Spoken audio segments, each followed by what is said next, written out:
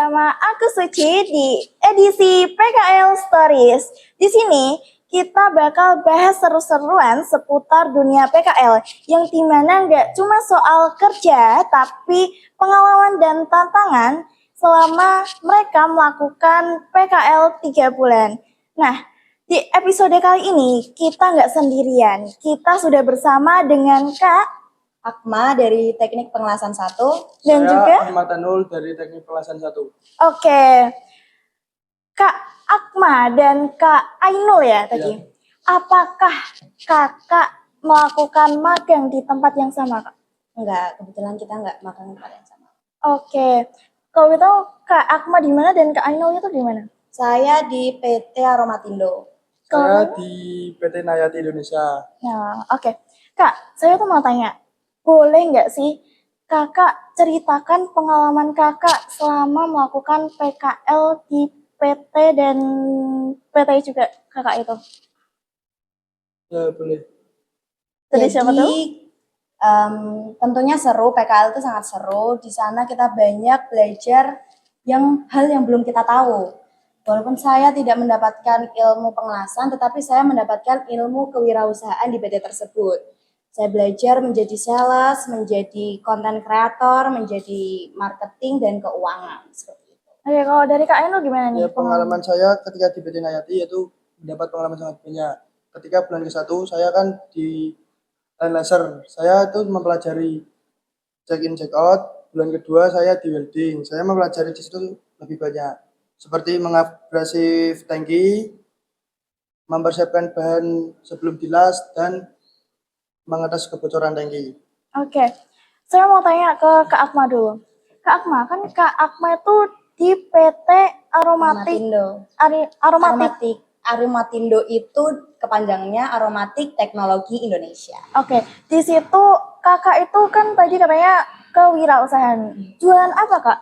Di sana itu jualan produk deodoran namanya Acefaco dan ada produk Green Zest. Green Zest itu minyak adiktif yang memisahkan kontaminasi air dari biosolar. Nah, apa keterkaitan dari jurusan kakak TP dan PT tersebut, Kak? Di sana ada ngelasnya, tetapi kebetulan saya tidak ditempatkan di workshopnya. Dan ketika membuat tangki-tangki di sana itu ada gambar teknik, seperti itu. Oke. Jadi kebetulan saya ditempatkan di bidang marketing untuk menjadi sales dan membantu tim-tim marketing. Berarti selama magang kakak itu juga menjualkan, memproduksi, mempacking dan lain sebagainya. Iya, Kak? tentunya seperti itu. Untuk administrasi sendiri, apakah kakak juga mengurusnya atau dari pihak rekan-rekan yang sudah ada di PT tersebut? Saya juga ikut membantu mendata-data seperti itu ya. Saya sama teman saya itu juga menjadi PJ Green Zest. Terus habis itu kalau ada stok yang masuk, stok deodoran kemarin ada 2000, itu saya menghitung manual satu-satu tentunya dan ngesring. Kalau mau dijualin itu kan harus disering dulu ya Suci, biar nanti waktu di perjalanan itu nggak tumpah-tumpah. Oke. Saya lanjut ke Kak Ainul. Kak Ainul, tadi di PT Nayati Indonesia. Nah, spesifik apa yang bisa kakak dapat di PT tersebut, Kak? Ya, di PT Nayati Indonesia kan emang bergerak di bidang kitchen set. Saya keterkaitan dari jurusan ini yaitu memang pengelasan. Seperti ngelas kitchen set itu. Dan di sana juga banyak belajar tentang gambar teknik, las, dan dimension laser itu. Oh, oke. Berarti memang sehari-hariannya kakak ngelas ya? Ya agak sehari ngelas juga, cuma kan kita ikut perusahaan, kita tuh biasanya di rolling. Kadang ngelas, kadang atas kebocoran, kadang di laser juga. Oke, berarti beragam ya, Kak? Beragam. Oke. Nah, Kak, ini itu ada adik kelas kakak yang menitipkan pertanyaan-pertanyaan kepada kami, Kak. Yang pertama, selama pelaksanaan magang, hal apa yang kalian pahami? Dan apakah perbedaan selama belajar di sekolah dan di industri tempat kalian magang? Kalau di PT, di perusahaan itu banyak yang kita baru tahu gitu ya. Dan itu tuh kalau di sekolah perbedaannya tuh kalau di sekolah tuh kan diajarin pelan-pelan. Kalau nggak mudeng tanya lagi, tanya lagi, tanya lagi. Kalau di sana tuh kan kalau misalnya mau tanya lagi, tanya lagi, tanya lagi kan agak gimana mengganggu pekerjaan di sana. Jadi berusaha mungkin kita harus paham sekali karyawannya di sana yang ngomong seperti itu. Tapi Kak, ada nih beberapa siswa yang dimana apa ya, cara nangkapnya tuh kurang. Mungkin bisa dia paham itu setelah dijelaskan 2 atau 3 kali. Nah, bagaimana sih cara Kakak mengatasi solusi tersebut agar yang pertama tidak merepotkan orang PT, tapi diri kita sendiri tuh juga paham gitu loh. Nah, kalau di sekolahan sama PTN beda ya, Mbak. Kalau di PT itu kita langsung diajari ke prakteknya langsung, nggak langsung ke teori. Nah, di situ kita pasti akan kayaknya langsung mudeng. Kayaknya langsung Kayak mudeng. mudeng. Cuma tiap orang juga berbeda-beda Beda-beda. ya. Iya, Kalau betul. saranku orang yang harus dijelasin 2 kali itu di HP kita kan ada aplikasi perekam. Jadi kita rekam diam-diam, oh mbaknya ngomong ini, mbaknya ngomong ini, seperti itu direkam ulang terus kita baru dengerin ulang. Dan pastiin kalian mendapatkan tim yang solid di tempat magang. Kalian magangnya kan kelas 11 ya. Betul. Nah, dari kelas 10 tuh kita harus tahu sifat-sifat teman kita seperti apa. Sifat teman kita seperti apa yang nggak boleh diajak ke tempat magang. Sifat teman apa yang bisa diajak berteman ketika di magang. Nah, itu mempengaruhi banget seperti itu. Nah, kebetulan saya mendapatkan teman yang pas untuk diajak magang. Kalau saya nggak tahu, teman saya gini loh mas, seperti ini loh mas. Akhirnya paham bareng berdua seperti itu. Oke. Kalau di Keakma itu ada berapa orang Kak yang masuk di PT Aroma Tim gitu? Kemarin yang magang cuma 2 orang doang. 2 orang dari 2 jurusan TP SMK Negeri 10 Semarang. Iya, nggak ada SMK lain cuma. Oke, kalau di Kak Inu? Kalau saya 4 orang dari sini, cuma kan dari SMK lain masih banyak, seperti SMK 7, 5, dan 1. Oh, oke oke. Nah, kalau Kak Ainul kan lebih spesifik di benar-benar pengelasan banget kan Ya, daripada di keadministrasiannya. Nah, Kak, apakah ada nih kesalahan yang pernah Kakak buat selama Kakak mendapati tugas dari PT Kak? kalau kesalahan sih ya pernah. Ketika saya ngabrasif, kan jika lancip kan memang ditumpulkannya memang sedikit. Nah, saya itu numpalkannya cukup cukup kebanyakan. Dan itu bisa dijadikan pembelajaran kita. Oke, Kak maaf nih, kan aku kurang tahu ya dengan jurusan TP. Abrasif itu tuh apa? Abrasif itu kayak apa ya? Kan jika plat kota kan di sudut-sudutnya lancip kan, Mbak. Nah, Betul. itu kita digosok sampai tumpul gitu. Oh, jadi kayak diperhalus Iya, gitu ya. berhalus. Oke, oke, paham. Tapi untuk perharinya tugas Kak Ainul dan teman-temannya berarti memang di rolling gitu-gitu ya? Di rolling terus. Oke. Jadi nggak satu hari nggak sama atau satu hari lainnya lagi atau gini. Kan ini ada beberapa SMK kan Iya. dari tempatnya Kak Ainul. Mungkin dari SMK 10 itu misalnya hari ini bagian pengelasan, terus besoknya bagian pengecekan ini dan lain sebagainya, atau malah dari SMK 10 itu dipisah. Enggak, modelnya kan gini. Di sana kan banyak LAN. Kayak saya di laser dan di welding, itu sudah beda. Ketika saya di laser itu belajarnya check in check out dan menyayat pinggiran plat sebelum di bedding agar beddingan tersebut tidak meleset. Nah, saya di welding itu beda lagi orangnya. Saya sama SMK 5 di sana. Saya di sana kan memang belajar ngabrasif, tes kebocoran, dan apa itu namanya menyiapkan bahan sebelum dilas. Nah, teman saya sendiri itu di bowling. Bowling kan bagian wastafel itu, Mbak. Ya, menoko wastafel itu. Beda-beda Oke. ya. Beda-beda, betul, betul, betul. Oke, lanjut ya untuk pertanyaan berikutnya. Apa sih tips dari kakak berdua? Kan dari sekolahan itu menyiapkan jurnal sekolah kan, yang harus diisi setiap harinya. tipsnya itu apa buat ngerjain laporan magang biar gak bingung dan cepet selesai gitu. Apalagi posisi kalian lagi magang gitu. Ya dicicil ya, harus dicicil kayak gitu tuh. Kalau misalnya hari ini ngerjain kelas nih, misalnya ngelas GMAW, tapi kayak sampai rumah nggak ditulis yang apa yang kita lakukan di magang, ya lupa, pastinya lupa gitu. Atau kalau misalnya nggak ada tempat buat nulis di sana, kita masih ada HP buat ngetik. Kalau di sana nggak bisa megang HP gitu mungkin ya. Nggak bisa. Nayati nggak bisa kan? Nggak bisa. Bisa megang HP tuh, nggak boleh megang HP, ya bisa sampai rumah langsung ditulis Kalau di enggak HP pas gitu. istirahat itu, Mbak. Pas istirahat kan kita bebas mau main HP, makan, minum, bebas. Kita juga bisa nyicil jurnal itu juga. Oke, betul juga. Nah, mengenai istirahat, lebih lama mana? Dari PT Nayati dan juga PT Aromatindo.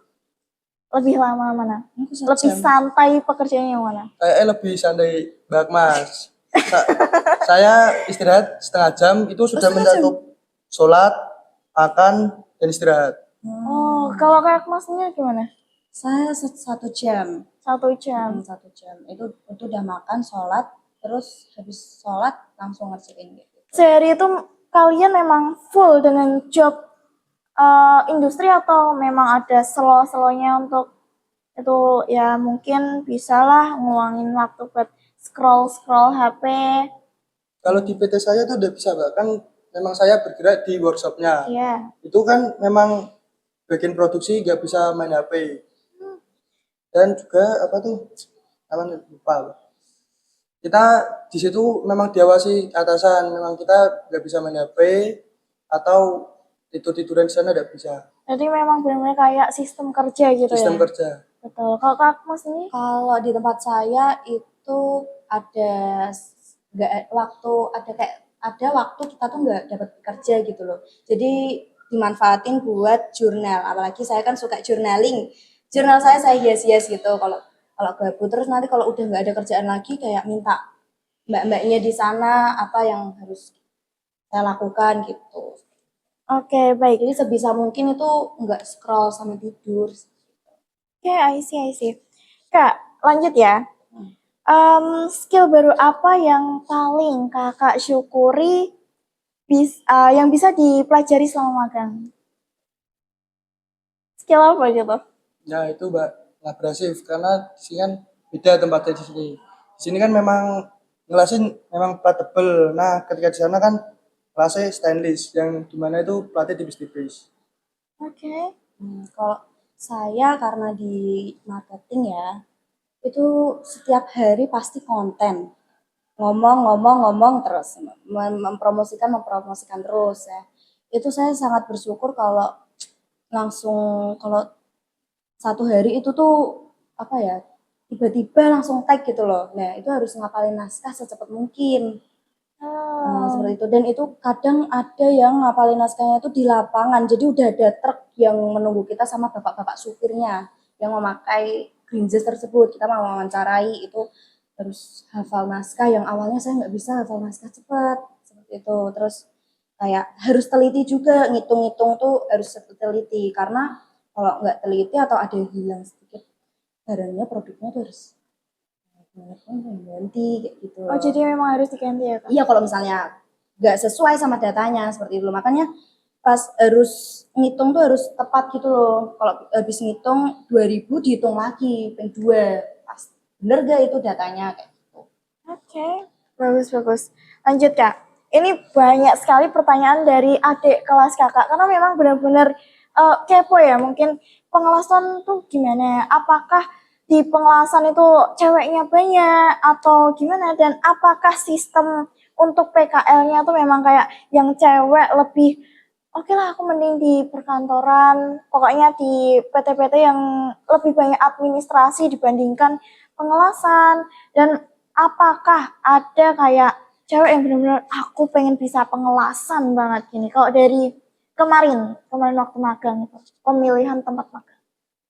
Sebenarnya ada ya yang cewek ngelas, teman-teman saya kebanyakan itu pada di bengkel-bengkel seperti itu. Cuma waktu itu saya waktu mau daftar PKL di sana itu ditempatkannya ternyata di administrasi. Cewek nggak boleh ngelas di sana, Suci, karena kalau ngelas di sana itu banyak bapak-bapaknya. Nah, bosnya itu nggak mau cewek berkeluaran dengan bapak-bapaknya seperti itu. Oh, jadi memang dijaga sekali ya, Kak. Sebenarnya ya pengen ngelas seperti itu. Oke. Kak, untuk masalah kita lingkup langsung di itunya aja, tempat Kakak setiap harinya aja.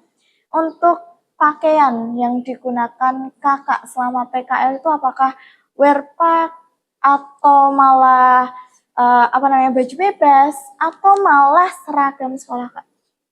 Ya kalau di tempat saya sendiri memang kan pakainya keselamatan kerja Mbak. Saya tuh pakai wearpack. Tapi karyawannya di situ kan memang sudah ada seragamnya, Betul. Jadi memang pakainya wear pack karena memang fokus di itu ya, Kak? pengelasan. Nah, kalau di Aroma Timber sendiri itu pakainya baju bebas Suci.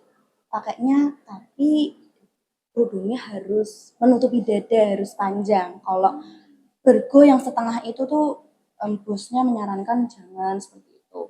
Pakaiannya tuh harus yang panjang seperti itu. Syar'i Iya, gitu. syar'i seperti itu ya. Oke. Jadi kalau celana pun kayak jangan seperti itu loh. Oh.